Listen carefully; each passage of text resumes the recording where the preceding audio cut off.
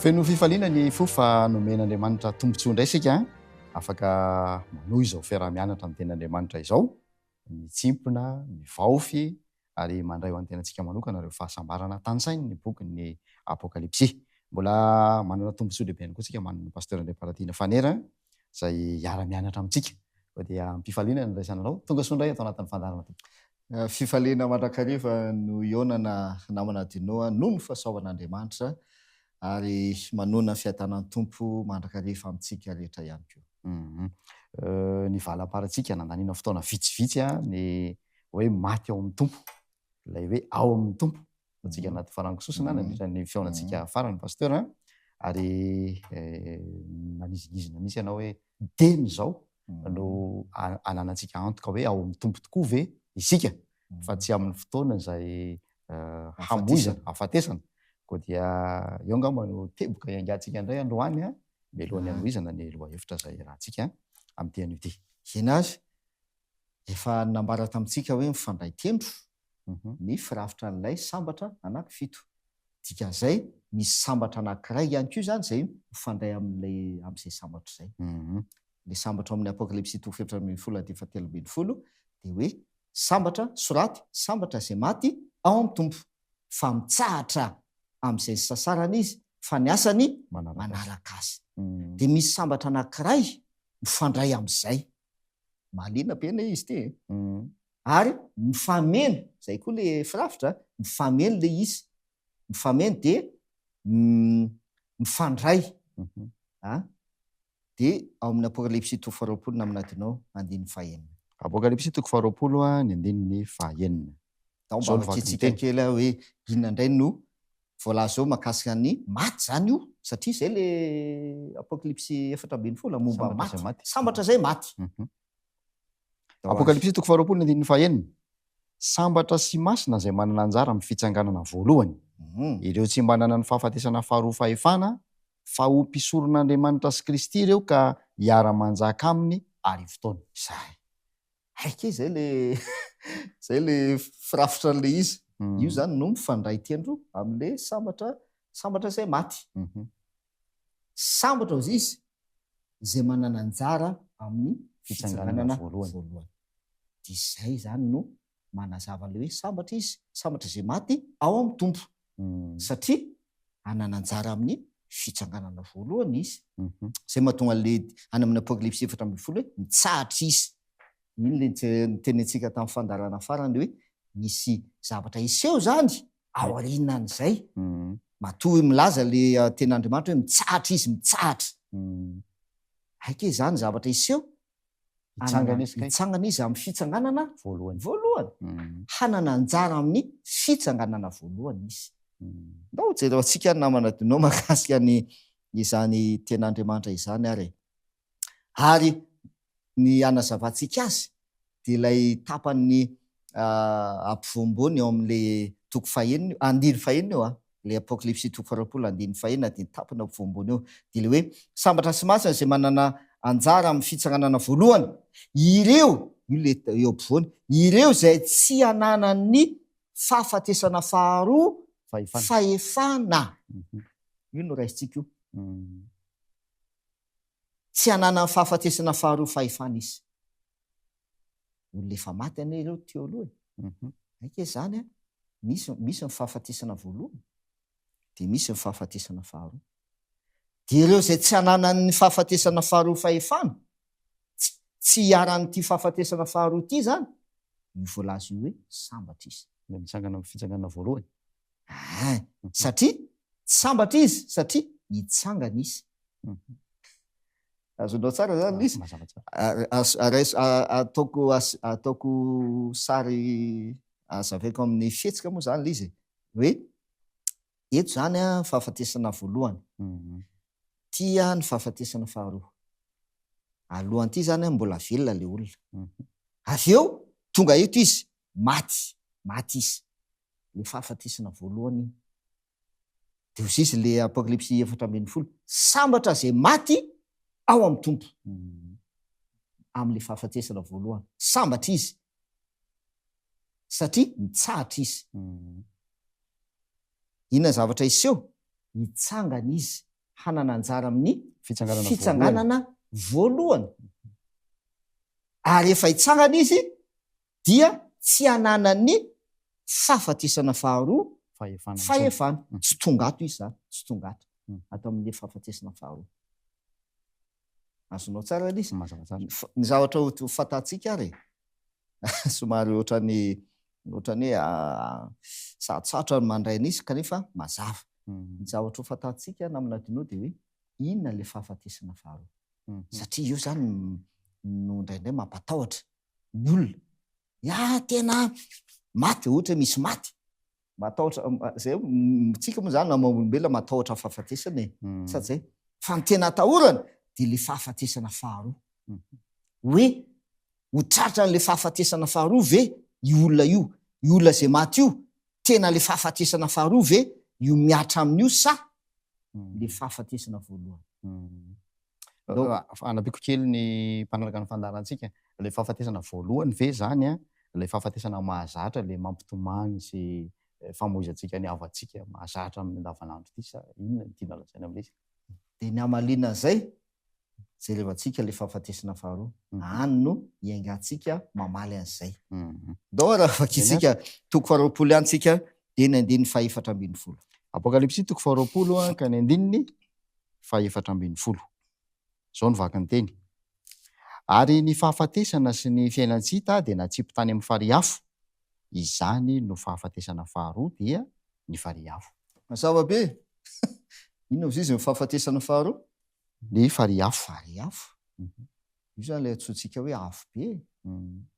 Azonao namana dinao io natao hoe fahafatesana faharoa. Mazava be nela izy tonga dia farita mihitsy. Ary ny fahafatesana sy ny fiainantsita dia natsipy tany amin'ny fariafo teboka. Izany no fahafatesana faharoa dia ny fariafo. Karaha maty le olona zany zao. Tonga ve dia lasana ny fariafo izy? Zay le tenako anao hoe tonga ve dia le fahafatesana faharoa hoe zany zao io miatra amin'le olona io sa hoana? Raha ny fahamarinana amin'ny Baiboly tsy izay mihitsy io. Fa ny fariafo dia eo ihany manazava anazy le andininy fahaenina. Tena misy zavatra be maro any fonosin'io andininy fahaenina io dia eo amin'le andininy fahaenina mamaly an'izay hoe inona ny zavatra isehoka amin'ilay fahafatesana voalohany zay milaza fa tsy le fariafo ny fahafatesana voalohany. Ka raha maty amin'le fahafatesana voalohany le olona, inona ny zavatra iseho aminy? Dia ozy izy sambatra sy masina zay manana anjara amin'ny fitsanganana voalohany. Zay. Dia io zany mamaly anazy. Fitsanganana voalohany. Ny olona zay tsangana dia tsy aran'ilay fahafatesana faharoa. Le fariafo. Le sambatra le olona masina io fa misy manjany voalaza hoe itsangana izy, maty izy fa itsangana, fa avy eo ho levona izy ho vakitsika izay amin'ity ao amin'io toko faharoapolo. Fa eto zany ny olona zay itsangana amin'ny fitsanganana voalohany, zay tsara amin'ny fitsanganana voalohany dia sambatra izy ary tsy hananan'ilay fahafatesana faharoa fahefana izy dia tsy inona fa ny fariafo. Ndao ampitsika le fanazavana re andininy faefatra ambin'ny folo, andiny fafolo. Apokalipsy toko faharoapolo ny andininy fafolo. Ary ny devoly izay namitaka azy dia natsipy tany amin'ny fariafo sy solofara izay misy ilay bibidia sy ilay mpaminany sandoka koa, ary ampijaliana andreo manalina mandrakizay mandrakizay ireo. Iza hoe natsipy tany amin'ny fariafo? Andininy fafolo. Ny devoly izay namitaka azy. Aika izany namana dinao le fahafatesana faharoa dia tsy inona fa ny fariafo, ny devoly no atao any, atsipy any. Azonao tsara le ny devoly no atsipy any any amin'le fariafo. Dia fantaniana petrako efa misy hoe zany zao le fariafo amin'izao fiainantsika ankehitriny zao. Devoly hoe zany zao efa natsipy any amin'le fariafo. Mbola miasa eto zao ny devoly. Mbola eto ane zao ny devoly zany hoe le fahafatesana faharoa zany zao mbola tsisy, mbola tsy miseho ary mbola tsy tanteraka le fahafatesana faharoa, satria na ny devoly izay atsipy any aza izy mbola miasa ankehitriny fa zao zay le hoe zavatra iseho ankehitriny sy zavatra ho avy no ambarantsika no ambara amintsika amin'ny apokalipsy de zao ianao zany raha tsy mitandrina ankehitriny dia atsipy miaraka amin'ny devoly any amin'ilay fahafatesana faharoa de tsy nafany fary afo ka raha maty ianao zany am'izay fotoana zay dia mety tsy hitsangana fa tonga de mety le fary afo miandry ianao ny ten'Andriamanitra man zany milaza fa ataontsika anaty fonoteny indray ty fonoteny ny zavatra iseho amin'ny ho avy amin'ny fiavian' Jesosy satria raha mijerytsika foto-kevitra le zay le lohahevitra lehiben'ny bokyny apokalipsy dia ny fiavian' Jesosy de le sambatra anankifito izy tsika de mifantoka amin'io lohahevitra lehibe de ny fiavian' Jesosy io ka raha miresaka izy zany amin'ny toko 20 ny amin'ny reo zay maty ka hitsangana amin'ny fitsanganana voalohany manana anjara amin'ny fitsanganana voalohany tsy hananany fahafatesana faharoa fahefana inona no mahatonga an'izay inona no antokany am'izay eo amin'ny toko 20 any tsy alo atsika toko 20 ny 2:1-10 sy ny 12. Apokalipsy toko 20 ny 1:1-10 sy ny 12. Zao ny vakany teny. Ary hitako fa indro nisy seza fiandrianana fotsy lehibe sy ilay mipetraka eo amboniny. Ny tany sy ny lanitra nandositra ny tavany ka tsy nisy itoerany intsony. Hatreo aloha. Hitako fa indro nisy seza fiandrianana fotsy lehibe sy ilay mipetraka eo amboniny. Jesosy mipetraka eo ambony seza fiandrianana. Fiavian' Jesosy.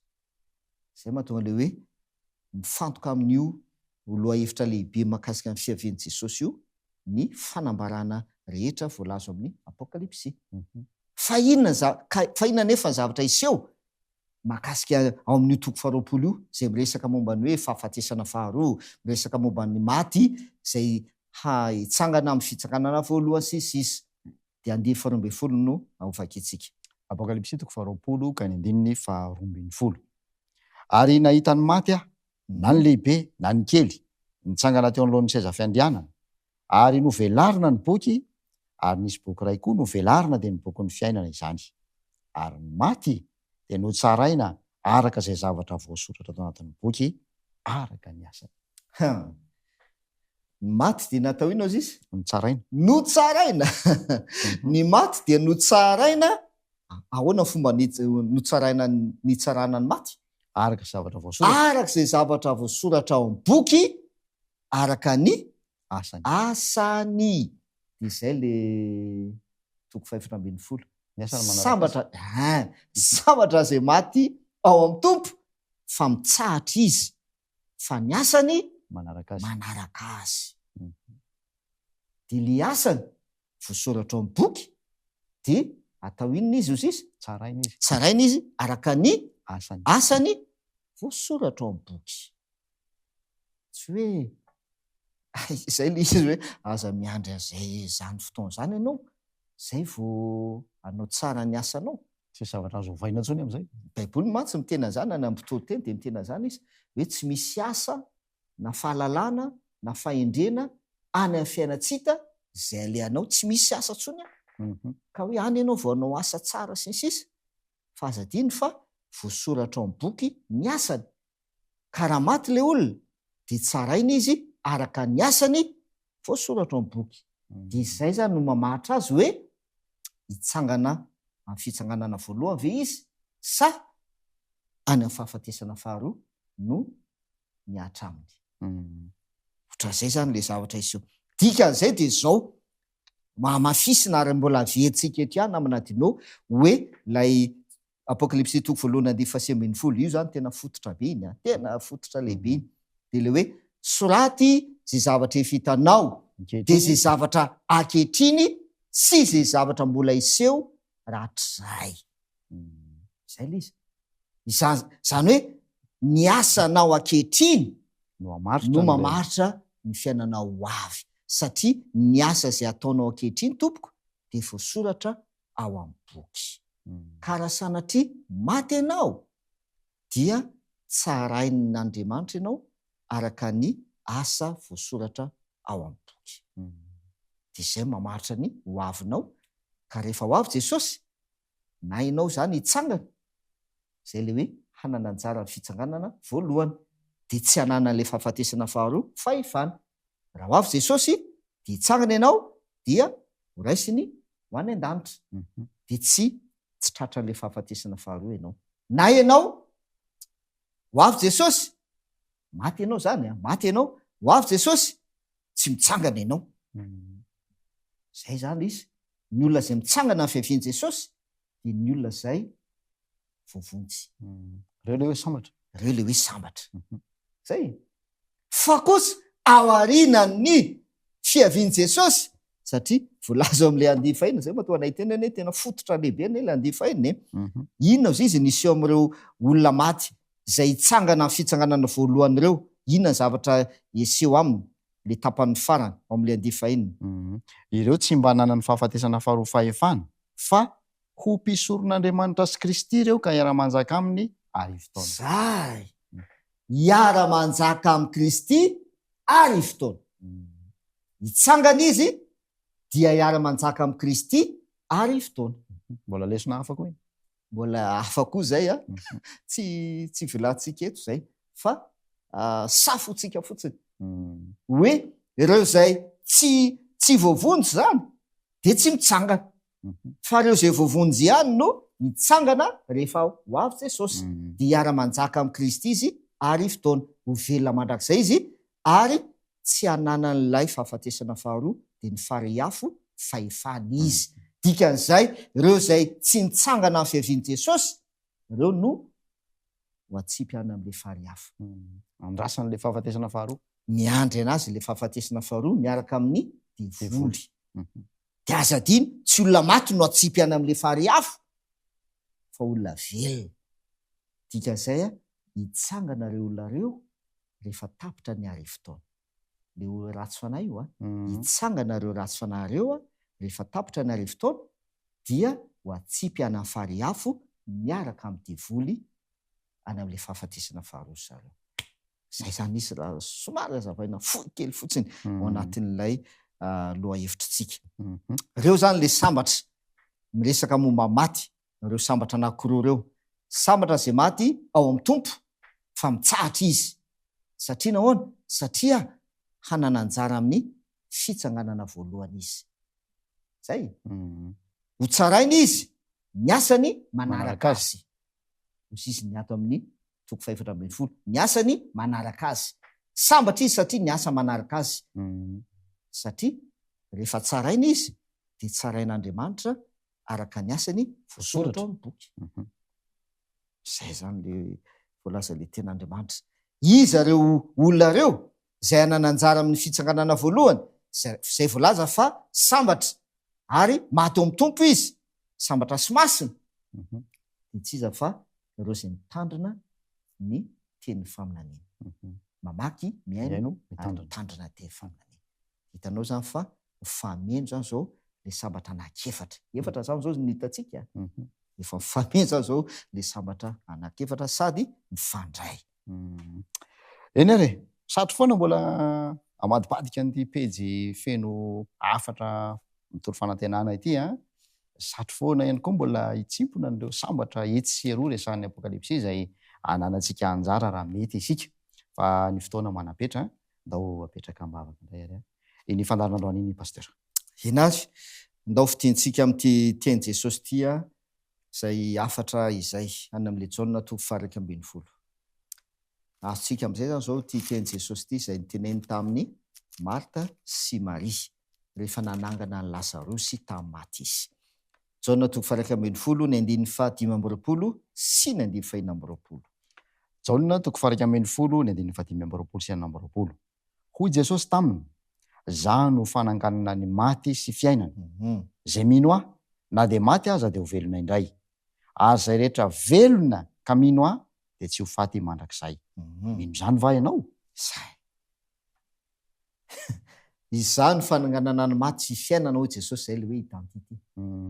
Ny apokalipsy koa mitena zay zay efa velona izy, efa maty kanefa velona sady manana ny fanalediny fahafatesana. Dia izay ke le tenen'i Jesosy tamin'nisy fony tety ambony tany dia efa niteneny hoe zany manana ny fanality ny fahafatesana e, ka izay mino ahy, izay manana ny finoko, izay koa le izy, izay manana ny finoko na dia maty azy velona indray dia ho velona izy, sambatra izy satria anana anjara amin'ny fitsanganana voalohany izy.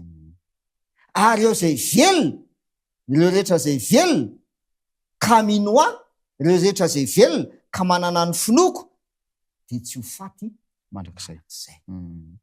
Tsy ho tratra n'le fahafatesana faharoa izy. Zay azonao am'zay zao le izy, ireo zay velona ka manana ny finoko, miaina amin'ny finoko dia tsy ho faty mandrakizay. Le fahafatesana faharoa ny tianao lazaina amin'io satria le fahafatesana faharoa fahafatesana mandrakizay, tsisy tsony fitsanganana aorianan'le fahafatesana faharoa, tsisy tsony. Azonao manatonao zay le dia tsy ho faty mandrakizay hozy izy Jesosy Kristy. Ndao hoentsika ambavaka zany afatra zany ary. Andriamanitra raina izay ny an-danitro, misaotra anao ny amin'ny teninao, tena manome fanantenana ny amin'ny fiainana ny teninao. Na amin'izao ankehitriny izao aza dia tena mampahery ary manome fanantenana ho anay ny teninao. Satria ianao no manana ny fanalety ny fahafatesana. Dia mampitandrina anay ihany koa ny teninao ny amin'ny asa izay ataonay ankehitriny, satria tsarainy izahay araka ny asa voasoratra ao amin'ny boky any an-danitra. Tompo, aoka mba ahazo antoka izahay fa ao aminao voalohany indrindra, ary ny fiainanay dia miara-voafina ao aminao. Ny fiainanay rehetra dia voatokana ho anao, ka ahazo antoka ny amin'izany fiainana mandrakizay izany izahay, ka tsy hanana fahefana aminay ny fahafatesana faharoa dia ilay fahafatesana mandrakizay. Ataovy aomponay tsirairay avy izany tenina izany amin'ny anaran'i Jesosy. Amen. Dia isaorana betsaka ianao nanaraka ny fandalantsika hatramin'ny farany a, tolorana fankasitrana koa ireo teknisianina izay nanao ny tsiozavatra, nampita ny sary sy ny feo antsika miankavy. Isaorana koa ny pasteur Andriabaladina Fanera izay mbola manahaka fitaovana hatrany ampelantan'Andriamanitra ampitany izany afatra feno fitahiana ho antsika mianakavy izany. Manantena mbola eo nafinaritra aminao indray amin'ny fandalantsika manaraka. Veloma tokoa.